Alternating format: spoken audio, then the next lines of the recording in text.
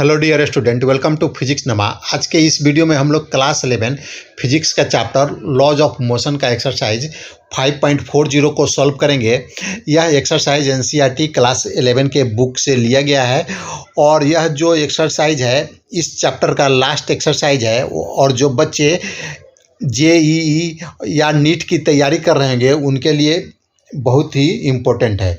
तो आइए इसको हम लोग देखते हैं और सॉल्व करते हैं। A thin circular loop of radius R rotates about its vertical diameter with an angular frequency omega. जैसा आप फिगर में देख रहे हैं ग्रीन कलर का एक लूप है और यह जो इसका जो वर्टिकल डायमीटर है उसके अलोंग यह एंगुलर फ्रीक्वेंसी ओमेगा से यह रोटेट कर रहा है। So that a small bead on the wire loop remains at its lowermost point for omega less than equal to square root g by r। अगर omega का value less than या equal to square root g by R है तो जो बीड है इसमें जो blue colour का जो बीड है वह हमेशा वह लोअर मोस्ट पॉइंट पर रहेगा अगर ओमेगा का value less than equal to square root g by R है। तो what is the angle made by the radius vector joining the centre to the bead with the vertical downward direction for omega equal to square root two g by R. और हमें एक omega का value दिया गया है तो हमें बताना है कि इस स्पीड से अगर लूप रोटेट करेगा तो बीड कितना एंगल बनाएगा वर्टिकल डायरेक्शन के साथ। तो आइए इसको हम लोग देखते हैं। अभी यह लूप रोटेट नहीं कर रहा है तो इसमें जो बीड है वह क्या है, लोएस्ट पॉइंट पर रहेगा। ग्रेविटेशनल फोर्स के कारण वह लोएस्ट पॉइंट पर आ जाएगा। फ्रिक्शन को हम लोगों ने निगलेक्ट किया है। अगर हम इस लूप को धीरे धीरे जो एंगुलर फ्रीक्वेंसी है उसको इंक्रीज करते रहें और एक ऐसा वैल्यू आएगा कि हम उसका एंगुलर फ्रीक्वेंसी को इंक्रीज करते जा रहे हैं लेकिन जो बीड है वह लोएस्ट पॉइंट पर ही रह रहा है और एक वैल्यू के बाद एक एंगुलर फ्रीक्वेंसी के वैल्यू के बाद वह फिर बीड क्या है ऊपर जाने लगेगा, लूप में ऊपर जाने लगेगा। तो हम एंगुलर फ्रीक्वेंसी को इंक्रीज करेंगे तो एक थ्रेशोल्ड फ्रीक्वेंसी आएगा, यानी एक ऐसा मिनिमम फ्रीक्वेंसी आएगा कि उस फ्रीक्वेंसी तक हम इसको अगर रोटेट करेंगे तो जो बीड है लोएस्ट पॉइंट पर ही रहेगा। तो अभी हम लोगों ने जो सेकेंड फिगर में रोटेट किया थ्रेशोल्ड लिमिट तक तो यह जो बीड है वह लोएस्ट पॉइंट पर ही रहा। तो हमें उस वैल्यू को निकालना है कि लोएस्ट पॉइंट पर कितना रहेगा। जैसे ये प्रूफ करना है कि omega less than equal to square root g by R. तो सेकेंड फिगर में ओमेगा हम लोगों ने मैक्सिमम जो ओमेगा का वैल्यू लिया था वह square root g by R था, उसके कारण यह लोएस्ट मोस्ट पॉइंट पर बीट था। अगर हम उस वैल्यू से इंक्रीज कर दें इसका जो रोटेशन का इस फ्रीक्वेंसी है इसको हम लोग इंक्रीज कर दें। देखिए इसको हम लोग इंक्रीज कर देंगे, ये अभी देखिए फ्रीक्वेंसी इसका इंक्रीज कर दिए तो यह बीड है थोड़ा ऊपर चला गया है, बीड थोड़ा ऊपर चला गया है। तो आइए इसको हम लोग फ्री बॉडी डायग्राम इसका बनाते हैं और इसको हम लोग समझते हैं। तो यह जो लूप है यह तो अपने डायमीटर के अलोंग रोटेट कर रहा है और जो इसका रेडियस है जो वह होगा कैपिटल आर।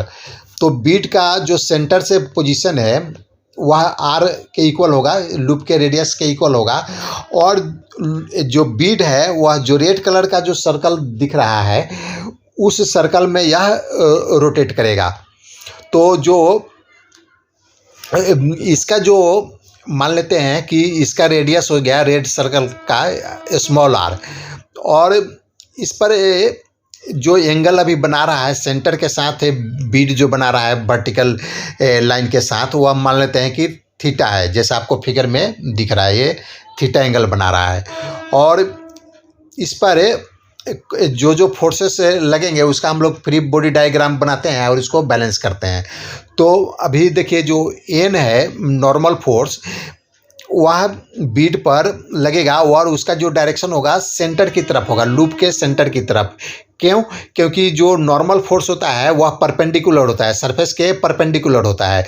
तो जो बीड है, बीड का जो बीड से अगर हम परपेंडिकुलर ड्रॉ करेंगे, बीड जिस पोजीशन पर है तो वह उसके सेंटर की तरफ जाएगा। क्योंकि किसी भी सर्कल पर हम किसी भी पॉइंट से लाइन ड्रॉ करेंगे तो वह परपेंडिकुलर होगा, उसके सेंटर की तरफ अगर लाइन ड्रॉ करेंगे तो वह उस पॉइंट पर परपेंडिकुलर होगा, टेंजेंट के परपेंडिकुलर होगा।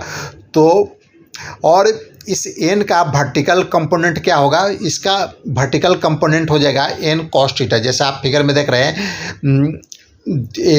फिगर में देख रहे हैं आप, वेक्टर से इसको हम निकाल सकते हैं कि जो एन है उसका वर्टिकल कंपोनेंट हो जाएगा एन कॉस थीटा, और जो हॉरिजॉन्टल कंपोनेंट होगा एन साइन थीटा होगा।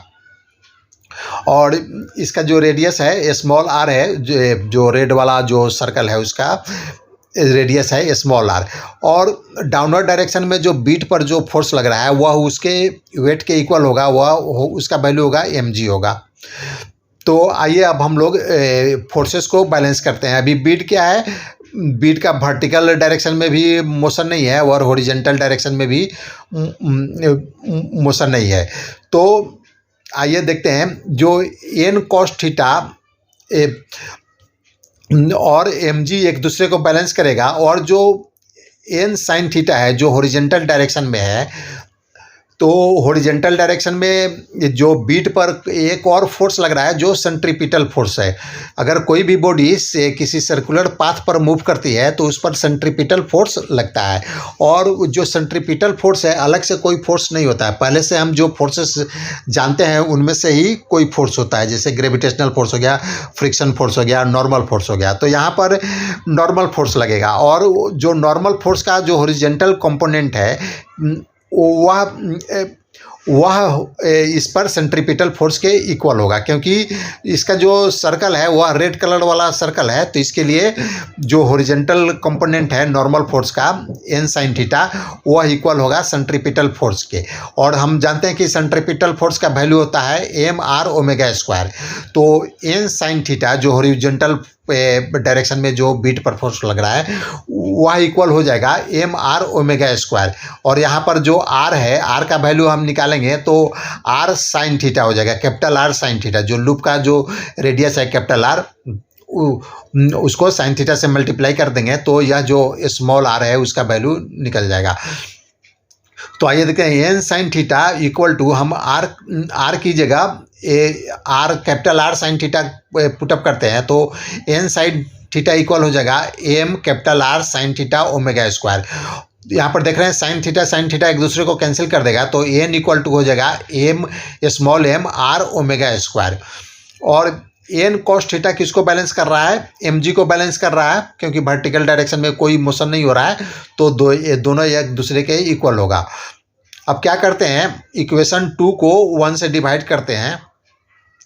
तो इक्वेशन 2 को इक्वेशन 1 से डिवाइड करते हैं तो एन कैंसिल हो जाएगा, और इधर लेफ्ट साइड में हो जाएगा cos theta equal to mg by M capital R omega square.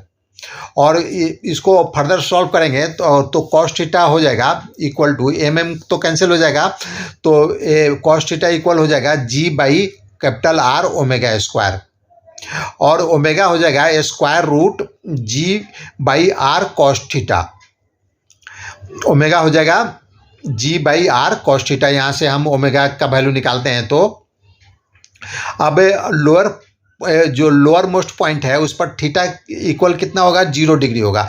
यहाँ पर जो आप थीटा देख रहे हैं, ये अगर बीट अगर लोएस्ट मोस्ट पॉइंट पर आ जाएगा, लोअर मोस्ट पॉइंट पर आ जाएगा, तो क्या हो जाएगा? थीटा धीरे धीरे कम होते होते वह 0 हो जाएगा। तो ओमेगा का यहाँ पर थीटा 0 होगा, तो अब ओमेगा का वैल्यू क्या हो जाएगा? Omega equal to square root g by R. तो हमसे यही प्रूफ करने के लिए बोला गया था। तो यानी जो बीट है अगर लोएस्ट पॉइंट पर रहेगा तो omega square root g by R इतना फ्रीक्वेंसी से अगर हम रोटेट करते हैं, इसे कम फ्रीक्वेंसी पर रोटेट करते हैं तो बीड क्या है लोअर मोस्ट पॉइंट पर रहेगा, या ऊपर नहीं जाएगा। तो अब आइए हम लोग जो सेकेंड पार्ट है क्वेश्चन का वह देखते हैं। अब सेकेंड पार्ट में दिया गया है ओमेगा का वैल्यू हमें दिया गया है √2g/r। तो इसको हम लोग ओमेगा को पुटअप कर देते हैं। तो पुटअप करेंगे तो कॉस थीटा हो जाएगा 1/2। इसमें हम पुटअप कर देंगे तो ओमेगा √2g/r है। तो इस इक्वेशन में cos theta = g/r, R omega square है। इसमें अगर पुटअप करते हैं तो कॉस थीटा का वैल्यू 1/2 आता है, और इससे हम थीटा का वैल्यू निकालेंगे तो थीटा आ जाएगा 60 डिग्री। यानी अगर हमें ओमेगा का वैल्यू अगर √2g/r है तो थीटा का वैल्यू 60 डिग्री होगा। यानी सेंटर से जो डायमीटर है उससे 60 डिग्री एंगल पर जो बीड है उस पोजीशन में वह बीड रहेगा। तो आज का वीडियो यहाँ समाप्त हुआ। अगर पसंद आए तो इसको आप लाइक करें, शेयर करें। Thanks for watching.